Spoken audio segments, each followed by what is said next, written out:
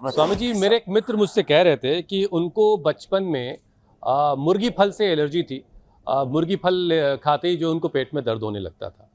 लेकिन उन्होंने फिर एक एक ज़िद की कि नहीं, ये मुझसे कि मैं इससे हूँ, और वो खूब मुर्गी फल खा के बैठ जाते थे। और फिर उन्होंने अपनी बॉडी को मुर्गी फल के खिलाफ तैयार कर लिया, मतलब एलर्जी खुद ब खुद ख़त्म हो गई। ये बचपन में किया उन्होंने। तो इस तरह से क्या लोग अपने अगर उनको किसी चीज़ से एलर्जी है, तो इस तरह से क्या शरीर की एलर्जी ख़त्म हो सकती है कि ये माना जाए कि हम उसके खिलाफ बार बार रेजिस्ट करेंगे और वो चीज़ ख़त्म हो जाएगी? और अगर हाँ, ऐसा किया जा सकता है तो किस उम्र तक किया जा सकता है? एक तो देखो, ये कोई उम्र का इसमें तकाजा नहीं है। जिस भी चीज़ से एलर्जी हो, माने किसी भी अनाज से, किसी भी आटे से, किसी भी शाक सब्जी फल से, अंडे से, मांसाहारियों को मीट आदि से, मछली आदि से, किसी भी चीज़ से, तो जो है जिस चीज़ से एलर्जी हो पता तो लग जाता है। एक तो आप योग करना शुरू कर दें, और जैसे मैंने कहा सर्वकल्पात या लीवोग्रीट आदि खाना शुरू कर दें, और फिर जिस चीज़ से एलर्जी उसको थोड़ा थोड़ा खाएं। 1 चम्मच से शुरू करें। 1 चम्मच, 1 चम्मच गेहूँ, एक चम्मच गेहूं का आटा, मतलब 1-2 ग्रास खाया, 2-3 रोटी मत खाना। तो 1-2 टुकड़े खाए अनानास के जैसे, जिसको अनानास से एलर्जी है, जिसको संतरा से एलर्जी है, जिसको नींबू से एलर्जी है, जिस भी चीज़ से, किसी को दही से एलर्जी है। अब ये कभी कभी ना शरीर में, अब उसके कारण तो पता नहीं, जैसे अब मैंने तो सैकड़ों तरह की एलर्जी देखी है लोगों को, और हम ब्लड टेस्ट कराते हैं उसमें भी पाते हैं कि लोगों को अलग अलग प्रकार के फूड से, फ्रूट से, वेजिटेबल से एलर्जी हो पाई। लेकिन धीरे धीरे योग करते करते सारी एलर्जी दूर हो जाती है। योग से, आयुर्वेद से ऐसी एनर्जी मिलती है। तो जिस चीज़ से एलर्जी हो उसको थोड़ा थोड़ा खाना शुरू करें और योग को अपनाएं, थोड़ा एक अच्छी लाइफस्टाइल अडॉप्ट करें। जीरा, धनिया, मेथी, सौंफ का पानी पिए। आज सब प्रकार के पाचक और अलग अलग प्रकार के सारे चूर्ण भी यहाँ पर रखे हुए हैं, मुरब्बा, कैंडी आदि भी रखे हुए, आसा वरिष्ठ है। सामान्य हाजमा के लिए और डाइजेशन के लिए नींद अच्छी आए, द्राक्षासव, आंतों में सूजन है, पुनर्नवारिष्ट, कब्ज है, अभयारिष्ट, सामान्य जठराग्नि को अच्छा रखने के लिए कुमारियासव, खून की कमी है तो लोहासव, ऐसे ये सब आशा वरिष्ठ, ashwagandharishta, Saraswatarishta, brain nervous systems के साथ साथ पाचन तंत्र के लिए, ऐसे जिनको पेट में बार बार कीड़े हो जाते हैं तो अरविंदासव। खाने के बाद ऐसे एप्पल विनेगर, चुकंदर विनेगर, डायबिटीज़ वालों को जामुन का विनेगर, ये छोटी छोटी चीज़ें। जिनको कब्ज है उनको रात को गर्म दूध में इसबगोल और ये गुलकंद आदि बहुत सौम्य है। और जिनको कोलाइटिस है उनको तो घी, दूध और सब प्रकार का मीठा बंद करना पड़ता है। दही छाछ में इसबगोल, अनार का प्रयोग, बेल का प्रयोग उनके लिए अप्रतिम है। तो पाचन में और गैस का जो बनता है ना, तो जीरा, धनिया, मेथी, सूप तो खाली पेट लेना। पहले ग्रास के साथ 3 कली लहसुन की, अथवा पहले ग्रास के साथ 3 कली लहसुन की और चबा करके खा ले, गैस ही बनने वाली। और खाने के बाद जैसे मैंने कहा आसव अरिष्ट या एप्पल,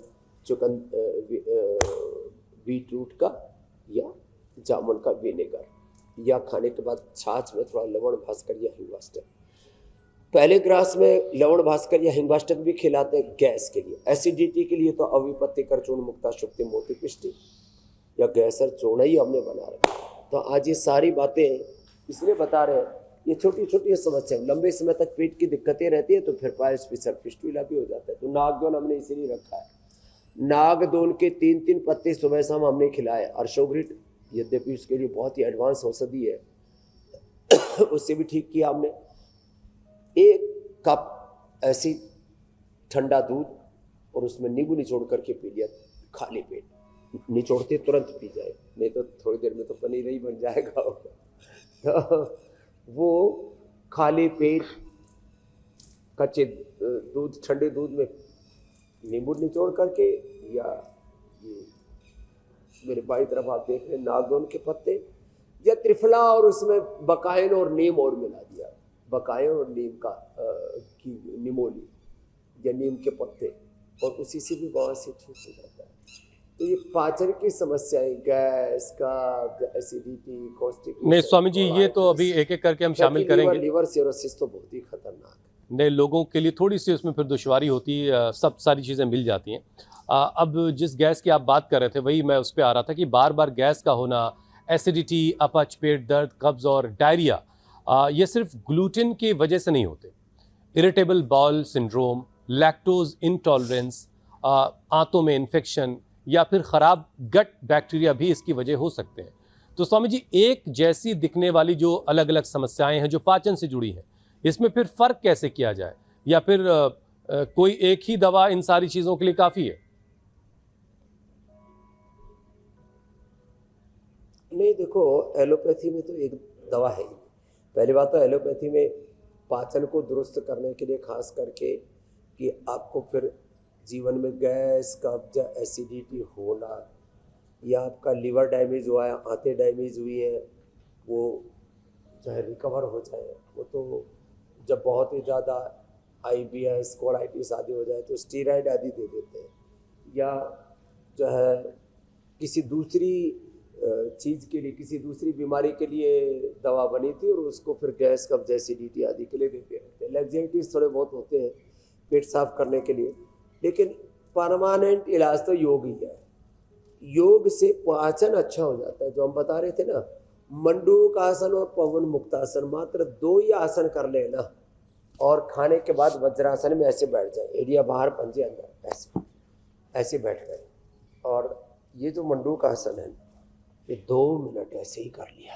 लो, मंडूकासन और पवन मुक्तासन, ये 2 आसन करने से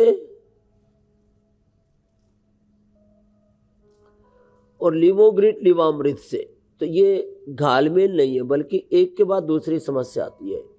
पहले आपका पाचन थोड़ा कमजोर पड़ता है, अर्थात जठराग्नि मंदाग्नि में कन्वर्ट हो जाती है।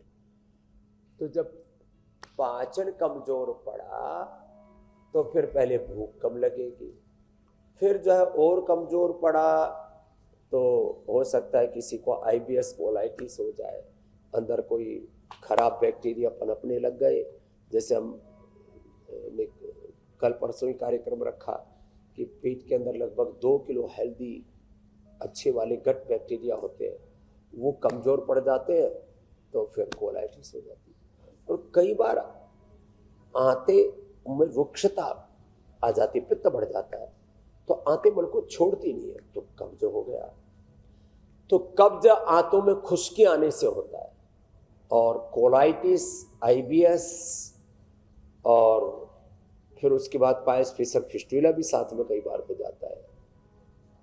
तो वो आंतों के गट बैक्टीरियाज के बैलेंस बिगड़ने से होता है। इसके लिए मंडूकासन, पवन मुक्तासन के साथ ही कपालभाति या अग्निसार और वज्रासन में बैठना खाने के बाद, और ये पिंडली दबाना, ये बड़ा अच्छा है। हम लोग खुद भी अपना भी दबा सकते हैं ऐसे, और दूसरे का भी ऐसे दबा सकते हैं। ये जो पिंडली दबाना है ना, अपना खुद ऐसे भी दबा सकते हैं। स्वामी जी, पिंडली अगर एक दूसरे के दबाते रहे तो गला दबाने की नौबत नहीं आएगी, ये भी एक फायदा है पिंडली दबाने का। बड़ा संकट आजकल। सब बीमारियों का गला दबा देंगे, बीमारियों का मोक्ष कर देंगे। पहले वैसे ये बड़ी वैज्ञानिक चीज़ है। पहले सब लोग जो है बैठे बैठे ऐसे थोड़ा कर लेते थे सुबह सुबह, और उस ऐसे करते ही ना, अभी भी आप करके देखो, ऐसे करते ही काफ मसाज हम करते हैं, सारी थकान दूर हो जाती है, भूख खुल जाती है एकदम से। तो ये छोटी छोटी बातें हैं, तो लोग भूल गए थे, हम उसी को याद दिलाते हैं। और सीधे बैठे, यूँ कमर झुका करके ना बैठे, ऐसे यूँ बैठते हैं ना, इससे पाचन भी खराब होता है, इससे फेफड़े भी खराब होते हैं, इससे हार्ट भी कमज़ोर पड़ता है, इससे स्पाइन भी कमज़ोर पड़ती है। ऐसे बैठे, जब भी बैठे कोशिश करें सुखासन में, कोशिश करें सिद्धासन में, पद्मासन में या वज्रासन में बैठ जाए।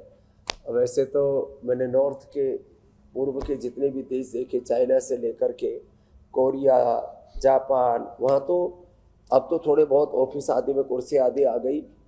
पहले तो सबके सब लोग नीचे ही बैठ कर के ऑफिस में, पहले अपने यहाँ पर भी दुकानों में जो हमारे लाला जी हो सब गद्दे पर बैठते थे।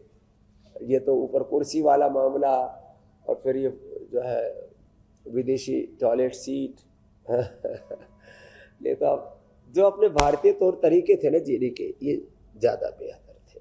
खैर, तो अब आज के बाद पाचन तो किसी का गड़बड़ नहीं हो सकता, इतनी बातों का ध्यान रखें। जैसे बताया था अमित जी ने, चबा चबा करके खाना खाना, धीरे धीरे खाना खाना, खाना को इतना चबाना कि वो लिक्विड जैसा हो जाए, इसलिए बार बार कहा जाता है। पिंडली इतनी भी नहीं दबानी स्वामी जी, अमित और ईशा जो है पिंडली दबाने में लगे हुए का काम। इतनी पिंडली नहीं दबानी है कि आप पड़ोसी का खाना भी खा जाए। नहीं, हम तो प्रैक्टिस कर रहे हैं। आपने कहा ना कि एक दूसरे का दबाना है, तो अभी से प्रैक्टिस करके जा रहे हैं। नहीं, वो अच्छी बात है, उससे जो है माहौल बहुत खुशनुमा बना रहेगा। देखिए स्वामी जी, आपको ना सिर्फ सेहत को स्वस्थ रखने का उपाय बताते हैं, बल्कि घर में सुख शांति बनी रहे उसका भी उपाय बता देते हैं। बिल्कुल ठीक बात। हाँ, परस्पर प्रीति से रहे, घर में ही नहीं पूरे समाज में भी प्रीति से रहे। बिल्कुल। ये जो एक दूसरे प्रति घृणा, नफरत, जाति वर्ग समुदायों के नाम पर ब्राह्मण, क्षत्रिय, वैश्य, शूद्र, दलित, आदिवासी, वनवासी, हिंदू, मुसलमान, सिख, ईसाई, जैन, बौद्ध एक दूसरे के प्रति तलवार ताने खड़े हैं ना। ये क्या देश का संविधान कहता है, सारे नागरिक एक समान।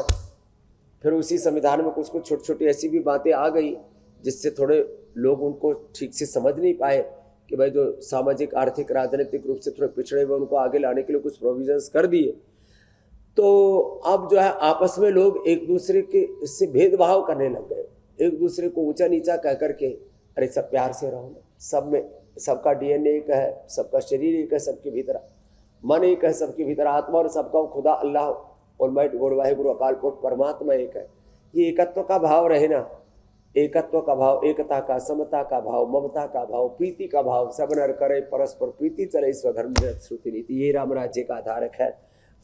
तो धीरे धीरे करें। अब जिनको पेट की ज़्यादा समस्या है ना, उनको व्यायाम भी धीरे धीरे करके बढ़ाना है। एकदम से ज़्यादा व्यायाम करने से, ज़्यादा दौड़ने से, ज़्यादा वजन आदि उठाने से गड़बड़ी हो जाती है, उससे भी फिर नाभि आदि बिग जाती है, और कई बार तो उसी से ही बीपी, शुगर, थायराइड की प्रॉब्लम, लंबे समय तक बुखार, और पता लग रहा खाया पिया शरीर में लग ही नहीं रहा, खाना पैखाने से निकला जा रहा है, कुछ टिक ही नहीं रहा शरीर के अंदर। तो उसके लिए नाभि को ठीक करने के लिए भी पवन मुक्तासन और उत्तान पादासन 1-1, 2-2 मिनट कर लें, नाभि भी ठीक हो जाती है। वैसे नाभि ठीक करने के लिए दूसरे भी तौर तरीके हम अपनाते हैं। कपालभाति धीरे धीरे करें, और बाह्य प्राणायाम पाचन को बढ़ाने के लिए